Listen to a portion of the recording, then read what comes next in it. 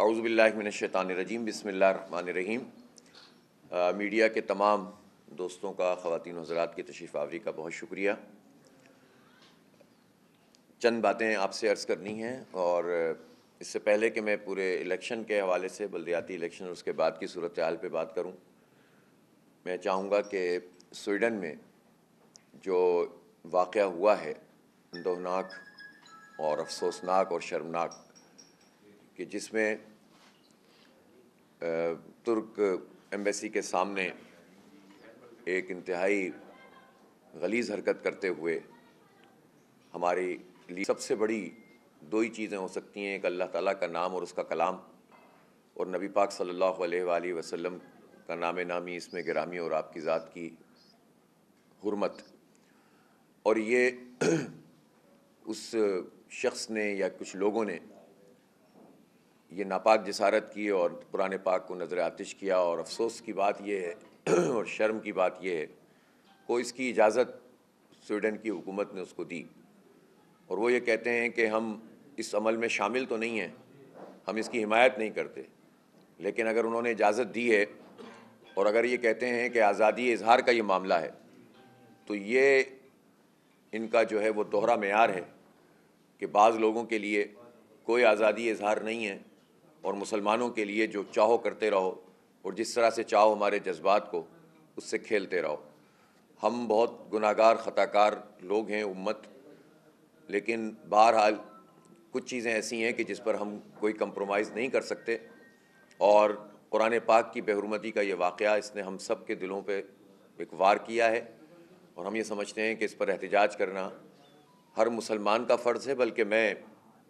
یہ بھی کہنا چاہتا ہوں کہ ہمارے مائنورٹی ونگ نے، جماعت اسلامی کا مائنورٹی ونگ، جس میں بڑی تعداد میں مسیحی، ہندو اور سکھ افراد اور پارسی، یہ سب لوگ موجود ہیں، انہوں نے باقاعدہ اس پر احتجاج کیا ہے، اور سویڈن کی حکومت کو ایک خط بھی روانہ کیا ہے، اور انشاءاللہ تعالیٰ وہ پورے ہمارے احتجاج میں شریک بھی ہوں گے۔ اور اس سے بات پتہ چلتی ہے کہ اگر دنیا میں پرامن طریقے سے لوگوں کو رہنا ہے تو ایک دوسرے کے عقائد اور ایک دوسرے کے جذبات کا احساس کرنا ہوگا، اور یہ جو حرکتیں ان ممالک کی طرف سے کی جاتی ہیں یا جن لوگوں کی طرف سے کی جاتی ہیں، یہ ممالک ان کو تحفظ فراہم کرتے ہیں، یہ کسی بھی صورت قابل قبول نہیں ہے۔ اقوام متحدہ کا یہ کام ہے کہ اس پر قانون سازی کرے، اور واضح قانون سازی کرے، تاکہ ایسے ممالک کو پوری دنیا میں آئسولیٹ کر دیا جائے اور وہ آئندہ یہ ناپاک جسارت کرانے کی جرت نہ کر سکیں۔ امیر جماعت اسلامی پاکستان سراج الحق صاحب نے جمعے کے دن پورے ملک میں احتجاج اور ریکارڈ کرانے اور اس پورے واقعے کی مذمت کرنے کا اعلان کیا ہے۔ کراچی میں بھی انشاءاللہ کراچی بھر میں ہم احتجاج کریں گے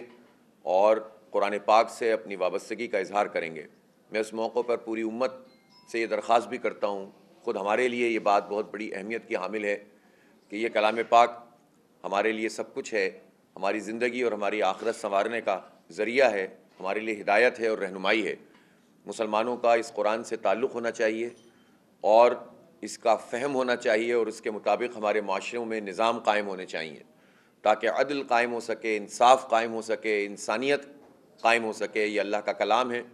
اور یہ اللہ کا دیا ہوا نظام ہے جو ہمیں اس قرآن کے ذریعے سے عطا ہوا ہے۔ یہ اس موقع پر اپنے جذبات کا اظہار بھی کریں اور اس کے ساتھ ساتھ اس کلام پاک سے وابستہ بھی ہوں، تاکہ اس کے نتیجے میں ہماری اپنی زندگیوں میں بھی ایک بڑی تبدیلی واقع ہو، اور ہمارا معاشرہ، ہماری ریاستیں اللہ کے حکم کے مطابق چلیں گی، تو یہاں پر سماجی عدل بھی پیدا ہوگا، انصاف بھی ہوگا، اور ہم سب کے مسائل حل بھی ہوں گے۔ تو لہٰذا کل انشاءاللہ یوم احتجاج منایا جائے گا۔ آج ہمارا جے آئی یوتھ کی طرف سے ایک احتجاج پریس کلب پہ بھی جو ہے کیا جا رہا ہے، اور ہمارے جو نوجوان ہیں وہ آرگنائز کر رہے ہیں۔ ہم پرامن طریقے سے اس پورے عمل کو پوری دنیا کے سامنے لانا چاہتے ہیں، اور انشاءاللہ تعالی ہم اس پورے معاملے کو پوری دنیا کے سامنے اجاگر کریں گے، جیسا کہ دوسرے ملکوں میں بھی ہو رہا ہے۔ بلدیاتی الیکشن 15 جنوری کو منعقد ہوئے، اور بلدیاتی الیکشن کا انعقاد آپ سب کے علم میں ہے کہ ایک جوئے شیر لانے کے مترادف تھا، اور اس میں جماعتوں کی سنجیدگی نہیں تھی، حکومت فرار حاصل کرنا چاہتی تھی، اور 4 مرتبہ اس پر وار کیا گیا ملتوی کیا گیا اور آخری گھنٹوں تک میرا خیال ہے کہ چند گھنٹے پہلے ہی یہ بات یقینی ہوئی کہ الیکشن ہو رہا ہے، ورنہ لوگ بالکل آخری دن رات تک بھی یہ سوال کر رہے تھے کہ بس اب الیکشن نہیں ہوگا۔ ایسے حالات میں ٹرن آؤٹ کا 20 سے 25% ہونا میں سمجھتا ہوں کہ کراچی کے لوگوں کے لیے یہ لائق تحسین ہے کہ انہوں نے پھر بھی ووٹ ڈالا۔ اگر ان کو کم از کم ہفتہ ایسا ملتا جس میں یقینی صورتحال ہوتی تو شاید یہ ٹرن آؤٹ 40% سے بھی زیادہ ہو جاتا، جبکہ ووٹر لسٹوں میں 25-30% کم از کم خرابیاں ہیں اور جہاں جو لوگ رہتے ہیں وہاں ان کا ووٹ نہیں ہے۔ بہرحال یہ الیکشن ہوا، لیکن اس الیکشن میں حکومت نے بہت بڑے پیمانے پر مینورنگ کی، مینیپولیشن کی، دھاندلی کی اور اپنے پورے وسائل کو استعمال کیا۔ ہم الیکشن کمیشن کے شکر گزار ہیں کہ انہوں نے بہرحال صرف ایک جماعت اسلامی تھی جو الیکشن کروانا چاہتی تھی اور باقی کوئی بھی سنجیدہ نہیں تھا، لیکن الیکشن کمیشن نے تمام تر دباؤ کا سامنا کیا اور بالآخر الیکشن کا انعقاد کیا، جو بہرحال ایک پیش رفت ہے اور ہم اس کو خوش آئند کہتے ہیں۔ لیکن الیکشن کا جو عملہ تھا، جو آروز اور ڈی آروز پر مشتمل تھا، یعنی وہ عملہ کہ جو حکومت کے ایما پر تھا، یعنی کہ حکومت کے ذریعے سے حاصل کیا گیا تھا، اس کے نتیجے میں یہ بات پتہ چلی کہ الیکشن کمیشن تو عملاً آروز، ڈی آروز اور پریزائڈنگ افسروں کے ہاتھوں میں یرغمال ہوتا ہے اور ان کی اپنی عملداری بہت محدود ہوتی ہے، اس لیے کہ وہ اس پر انحصار کر رہے ہوتے ہیں۔ اور اس کے نتیجے میں جو کچھ ہوا اور جو نتائج پھر سامنے لائے گئے اور مزید لانے کی کوشش کی گئی، اس نے یہ بات بتا دی کہ ہمارا پورا الیکشن کا پروسیس، اس میں بہت بڑی اصلاحات کی ضرورت ہے۔ جب ایک شہر یا چند شہروں کے بلدیاتی انتخاب کو منعقد کرنے میں اتنی مشکلات کا سامنا کرنا پڑا ہے اور اتنے بڑے پیمانے پر حکومت کا انفلوئنس ہوا ہے اور اتنے بڑے پیمانے پر دھاندلی کی گئی ہے،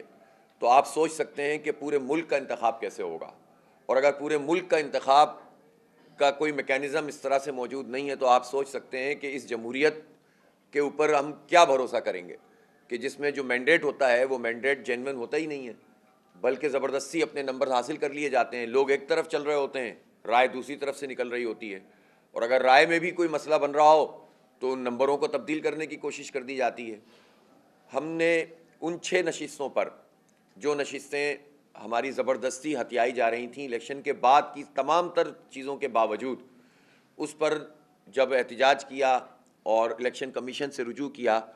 تو الیکشن کمیشن نے ان نشستوں کو آروز سے لے کر اپنے پاس لے لیا۔ کل پروسیڈنگ ہوئی تھی، سیف الدین ایڈوکیٹ صاحب یہاں بیٹھے ہوئے ہیں، یہ بھی وہاں گئے تھے اور ہم نے اپنی پوری مکمل تیاری کی تھی، اور جب ہم نے چیف الیکشن کمیشن اور ان کے جو 2 لوگ اور تھے سماعت میں موجود، ان کے سامنے یہ بات رکھی تو ہماری تیاری دیکھ کر ظاہر ہے انہوں نے اس کو اپریشیٹ بھی کیا اور اس بات کی یقین دہانی بھی کروائی ہے کہ نہ صرف یہ کہ نتائج کو درست کیا جائے گا، اگر درست، یعنی ظاہر انہوں نے تو یہی کہا کہ اگر یہ پلی بالکل ٹھیک ہے تو انشاءاللہ اس کے مطابق ہوگا اور کوئی ہم بے ایمانی نہیں کرنے دیں گے، اور جن آروز اور ڈی آروز نے یہ کارروائی کی ان کے خلاف سخت ایکشن ہوگا۔ میں اس کو اپریشیٹ کرتا ہوں اور چیف الیکشن کمشنر کا بھی اور الیکشن کمیشن کا بھی شکریہ ادا کرتا ہوں کہ ورنہ یہ سیٹیں بھی ہماری ہاتھ سے نکل جاتی اور زبردستی ان پر قبضہ کر لیا جاتا ہے، جن کا فرق بھی اچھا خاصا ہے اور جن میں بہت واضح طور پر یہ بات موجود ہے کہ اس میں الحمدللہ جماعت اسلامی جیتی ہوئی ہے۔ اب تو ظاہر ہے ان کے پاس ہے یہ، اور 2 تاریخ کو انہوں نے سب کو بلایا ہے، تو مجھے یقین ہے کہ انشاءاللہ تعالیٰ یہ 6 نمبرز تو کم از کم وہ ہیں کہ جو جماعت اسلامی کے نمبرز میں ایڈ ہو جائیں گے۔ فارم 11 پر چیف الیکشن کمشنر نے کافی بات کی اور یہ کہا کہ جس کے پاس فارم 11 ہوگا وہی بیسک ڈاکومنٹ ہوتا ہے جس کے نتیجے میں آپ تحفظ کر سکتے ہیں، اور یہی وہ چیز تھی کہ جس پر ہم سب سے زیادہ زور دے رہے تھے، اور الیکشن کمیشن پر ہم نے اس وقت بھی بہت زیادہ ان کو خط لکھے، اسی وقت فون کیے کہ بھائی آپ کسی بھی طریقے سے پریزائڈنگ افسروں سے کہیں کہ فارم 11 واپس کریں، اور یعنی سائن کر کے اور اپنے انگوٹھا لگا کے دیں۔ اس فارم 11 کے حصول میں ہمیں جو کچھ کرنا پڑا آپ جو ہے تصور بھی نہیں کر سکتے، یعنی جو ہماری بنیادی طور پر جو ہمارا حق ہے، اس حق کے حصول کے لیے لڑنا پڑ رہا تھا، اس کے لیے راتوں کو پہرا دینا پڑ رہا تھا، اس کے لیے پورے دن کے جاگے ہوئے لوگ صبح سے اور رات تک جو ہے وہ 3-3 4-4 5-5 بجے تک بیٹھے ہوئے تھے۔ تو آپ یہ سوچ سکتے ہیں کہ کس طرح سے یہ نمبرز حکومت نے حاصل کیے ہیں اور اپنی جو ہے وہ دکان سجانے کی کوشش کی ہے۔ اگر اتنے ہی مخلص سے تو اس پورے عمل پہ اثر انداز نہیں ہوتے، فوری طور پر فارم 11 دے دیا جاتا 2-3 گھنٹے میں، اور اس کے بعد جو ہے فارم 12، اور پھر جو ہے وہ اگلے 2-3 دن میں جو ہے نتیجہ سارا کا سارا آروز اور ڈی آروز کا آ جاتا۔ پورا ہفتہ جو اس پورے کام میں لگا ہے، ظاہر سی بات ہے کہ اس میں حکومت نے اپنا دباؤ ڈالا ہے اور اپنے نتیجے مرضی کے حاصل کرنے کی کوشش کی ہے۔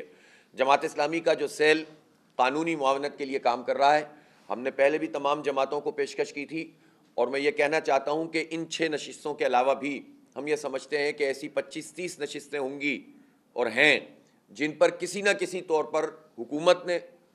اور آروز نے، ڈی آروز نے یا پریزائڈنگ افسروں پہ دباؤ ڈال کر نتیجے پہ اثر انداز ہوا گیا ہے۔ یعنی اس میں نتیجے کی تبدیلی بھی شامل ہے، اور دوران پول جو کچھ ہوا ہے بعض جگہوں سے جیسے بیلٹ باکس ہی اٹھا کر لے گئے، تو اس طرح کی تمام چیزوں پر آج ہم یہ اعلان پھر سے کر رہے ہیں کہ ہمارا یہ سیل کام کرے گا۔ کسی بھی جماعت کا، کوئی بھی جماعت، کوئی بھی پولیٹیکل پارٹی اور اس کے ورکرز یہ سمجھتے ہیں اور اس کے کینڈیڈیٹ یہ سمجھتے ہیں کہ ان کو کسی مدد کی ضرورت ہے جینوین مینڈیٹ حاصل کرنے کے لیے، تو وہ ہمارے دفتر میں ادارہ نور حق میں رابطہ کر سکتے ہیں۔ انشاءاللہ تعالی ہم اتنا ظرف رکھتے ہیں کہ اگر ہم وہاں پر کسی پارٹی سے ہار بھی رہے ہوں گے اور ہم کسی پارٹی سے ہار چکے ہوں گے، یعنی ابھی اگر ہمارے نمبرز وہاں پر ہیں بھی نہیں، تو بھی ہم اس کے لیے مدد کریں گے۔ ورنہ لوگ یہ کرتے ہیں کہ جس میں آپ کمپیٹیٹر ہوتے ہیں یا جیت رہے ہوتے ہیں صرف اس کے لیے کام کرتے ہیں، کوئی اور پارٹی جیت رہی ہو تو آپ اس کے لیے کام نہیں کرتے۔ لیکن جس طرح ہم یہ چاہتے ہیں کہ شہر میں ایک اتفاق رائے پیدا ہو، بالکل اسی طرح میں نتیجے کے اعتبار سے بھی اعلان کر رہا ہوں کہ کسی بھی جماعت کے لوگوں کو ہماری مدد کی ضرورت ہے، ان کی فائل مکمل کرنے کے لیے، ان کا کیس بنانے کے لیے، ان کی قانونی پوزیشن کو ٹھیک کرنے کے لیے، تاکہ وہ صحیح طریقے سے اپنا مقدمہ لڑ سکیں اور وہ جینوینلی یہ سمجھتے ہوں کہ ان کے حق پہ ڈاکہ مارا گیا ہے تو وہ درست کر سکتے ہیں۔ اسی طرح میں جماعت اسلامی کے لوگوں سے بھی کہتا ہوں اور عوام سے بھی کہتا ہوں کہ اگر کسی نشست کے اوپر ہار بھی گئے ہیں تو بھی اس بات کا خطرہ موجود ہوتا ہے کہ ہارنے کے باوجود وہ ووٹ مزید کم کر دیتے ہیں اور جیتنے والے کے ووٹ مزید آگے بڑھا دیتے ہیں تاکہ کوئی چیلنج کرنے کے قابل ہی نہ ہو سکے۔ تو ہم ایک ایک ووٹ جو لوگوں نے کسی پارٹی کو ڈالا ہے اس کے تحفظ کے لیے ہم موجود ہیں الحمدللہ، اور ہم یہ چاہتے ہیں کہ ایک مرتبہ اس طرح سے چیزوں کو کھول کر بیان کر دیں تاکہ حکومت کا بھی پتہ چل جائے کہ وہ کتنے پانی میں ہیں اور کتنا ان کا مینڈیٹ ہے اور کس طرح ان کے لوگ جو ہے وہ کامیاب ہوئے ہیں، اور الیکشن کمیشن کا پورا پروسیس بھی لوگوں کے سامنے آ جائے۔ بہرحال اس ملک میں اگر پروسیس انتخابات کا ہے تو انتخاب تو ہوگا نا، تو صرف برا بھلا کہنے سے اور صرف جو ہے وہ جنرلائز اسٹیٹمنٹ دینے سے، سویپنگ اسٹیٹمنٹ دینے سے تو مسئلہ حل نہیں ہوگا۔ ہمیں اپنے ووٹ کو نہ صرف یہ کہ کاسٹ کرنا ہوگا بلکہ ووٹ کا تحفظ بھی کرنا ہوگا۔ 2022 بہت سارے تحفے بھی دیکھے گیا پاکستان کی عوام کو۔ پاکستان کی عوام کو ایک تحفہ یہ دیا کہ عوام کو پتہ چل گیا کہ پاکستان کا میڈیا کیا ہے۔ سال 2022 میں سب سے زیادہ دیکھے جانے والا چینل بول نیوز رہا نمبر 1۔ ہم نے بہت سارے شوز اور ٹرانسمیشنز کی، پورا سال مسلسل جدوجہد میں نکل گیا کہ یہ ووٹ آف کانفیڈنس کے پیچھے کون لوگ تھے۔ توڑے ریٹنگ کے سبھی ریکارڈ۔ سوشل میڈیا پر بھی سب سے زیادہ تیزی سے 2.4 بلین ویوز کا سنگ میل عبور کیا۔ اینکرز کو بھی عوام میں سب سے زیادہ مقبولیت ملی اور سوشل میڈیا پر بھی بول رہا سب پر بھاری۔ سبسکرائب کریں اور بیل دبائیں تاکہ کوئی خبر رہ نہ جائے۔